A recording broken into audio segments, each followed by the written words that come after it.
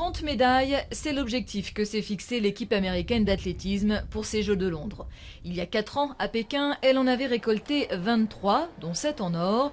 L'une de ses pires moissons olympiques, même si les États-Unis avaient tout de même fini en tête du tableau des médailles des épreuves d'athlétisme.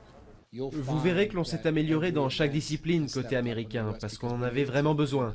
Pékin a été un bon signal d'alarme pour nous. On va maintenant rester bien concentrés et vigilants.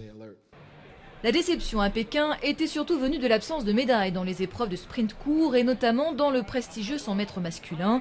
Cette fois encore, Justin Gatlin et Tyson Gay, le deuxième homme le plus rapide de l'histoire, risquent de se heurter à la suprématie jamaïcaine du trio Bolt-Blake-Powell.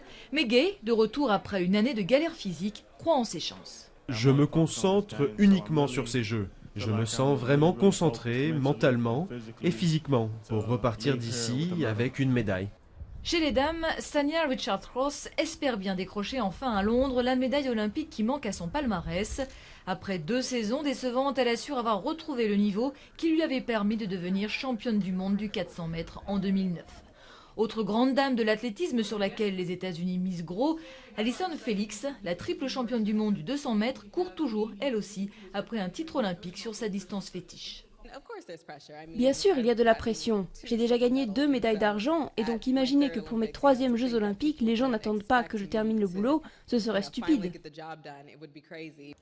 Et les valeurs sûres de l'équipe américaine d'athlétisme ont d'autant plus la pression qu'elles entrent en lice après leurs compatriotes nageurs qui ont fait des étincelles à Londres. Les prouesses de Michael Phelps et de ses coéquipiers ont ouvert l'appétit des États-Unis qui attendent désormais des exploits made in USA sur la piste du stade olympique.